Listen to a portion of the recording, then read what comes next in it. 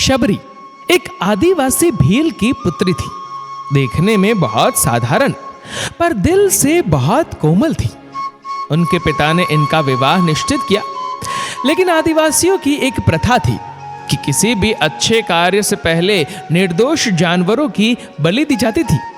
इसी प्रथा को पूरा करने के लिए इनके पिता शबरी के विवाह के एक दिन पूर्व 100 भेड़ बकरियां लेकर आए। तब शबरी ने पिता से पूछा, पिताजी इतनी सारी भेड़ बकरियां क्यों ले आए? पिता ने कहा, शबरी ये एक प्रथा है जिसके अनुसार कल प्रातः तुम्हारे विवाह की विधि शुरू करने से पूर्व इन सभी भेड़ बकरियों की बलि दी जाएगी। ये कहकर उसके पिता वहां से चले जाते हैं। प्रथा के बारे में सुन शबरी को बहुत दुख होता है और वह पूरी रात उन भेड़ बकरियों के पास बैठी रही और उनसे बातें करती रही। उसके मन में एक ही विचार आता था कि कैसे वो इन निर्दोष जानवरों को बचा पाए। तभी एकाएक शबरी के मन में ख्याल आता है और वो सुबह होने से पूर्व ही अपने घर से भागकर जंगल चली गई, जिससे वो उन निर्दोष जानवरों को बचा सके। शबरी भली भांति जानती थी, अगर एक बार वो इस तरह से घर से जाएगी तो कभी उसे घर वापस आने का मौका नहीं मिलेगा। फिर भी शबरी ने खुद से पहले उन निर्दोषों की सोची। घर से निकलकर शबरी एक घने जंगल में जा पहुंची। अकेली शबरी जंगल में भटक रही थी। तब उसने शिक्षा प्राप्ति के उद्देश्य से कई गुरुवरों के आश्रम में दस्तक दी, लेकिन शबरी तुच्छ जाति की थी, इसलिए उसे सभी ने धुतकार के निकाल दिया। शबरी भटकती हुई मतंग ऋषि के आश्रम पहुंची और उसने अपनी शिक्षा प्राप्ति की इच्छा व्यक्त की। मतंग ऋषि ने शबरी को सहर्ष अपने गुरुकुल में स्थान दे दिया। अन्य सभी ऋषियों ने मतंग ऋषि का तिरस्कार किया, लेकिन मतंग ऋषि ने शबरी को अपने आश्रम में स्थान दिया। शबरी ने गुरुकुल के सभी आचरणों को आसानी से अपना लिया और दिन रात अपने गुरु की सेवा में लग गई। शबरी जतन से शिक्षा ग्रहण करने के साथ साथ आश्रम की सफाई, गौशाला की देखरेख, दूध दोहने के कार्य के साथ सभी गुरुकुल के वासियों के लिए भोजन बनाने के कार्य में लग गई। कई वर्ष बीत गए। मतंग ऋषि शबरी की गुरु भक्ति से बहुत प्रसन्न थे।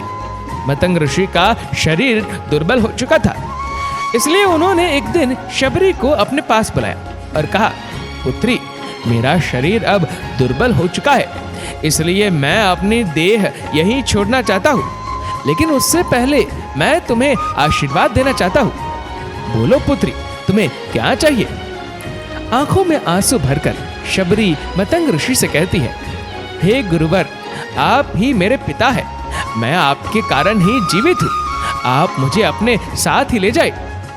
तब मतंग ऋषि ने कहा, नहीं पुत्री, तुम्हें मेरे बाद मेरे इस आश्रम का ध्यान रखना है। तुम जैसी गुरुपरायण शिष्या को उसके कर्मों का उचित फल मिलेगा।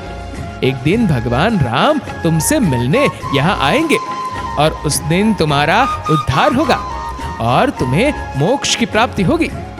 इतना कहकर मतंग ऋषि अपनी देह त्याग कर समाधि ले लेते हैं। उसी दिन से शबरी हर रोज प्रातः उठकर भाग जाती, ढेर सारे फल इकट्ठा करती, सुंदर सुंदर फूलों से अपना आश्रम सजाती, क्योंकि उसे भगवान राम के आने का कोई निश्चित दिन नहीं पता था। उसे केवल अपने गुरुवर की बात पर यकीन था, इसलिए वो रोज श्री राम के इंतजार में समय बिता रही थी। वो रोजाना यही कार्य करती थी। एक दिन शबरी आश्रम के पास के तालाब में जल लेने गई। वहीं पास में एक ऋषि तपस्या में लीन थे। जब उन्होंने शबरी को जल देते देखा तो उसे अछूत कहकर उस पर एक पत्थर फेंक कर मारा और उसकी चोट से बहते रक्त की एक बूंद से तालाब का सारा पानी रक्त में बदल गया।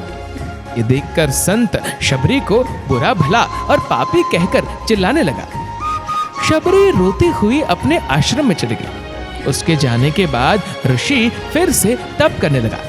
उसने बहुत से जतन किए, लेकिन वो तालाब में भरे रक्त को जल नहीं बना पाया। उसमें गंगा, यमुना, सभी पवित्र नदियों का जल डाला गया, लेकिन रक्त जल में नहीं बदला। कई वर्षों बाद जब भगवान राम सीता की खोज में वहां आए, तब वहां के लोगों ने भगवान राम को बुलाया और आग्रह किया कि वे अपने चरणों के स्पर्श से इस तालाब के रक्त को पुनः जल में बदल दे। राम उनकी बात सुनकर तालाब के रक्त को चरणों से स्पर्श करते हैं, लेकिन कुछ नहीं होता। ऋषि उन्हें जो जो करने बोलते हैं वे सभी करते हैं, लेकिन रक्त जल में नहीं बदला। तब राम ऋषि से पूछते हैं, हे ऋषिवर, मुझे इस तालाब का इतिहास बताए।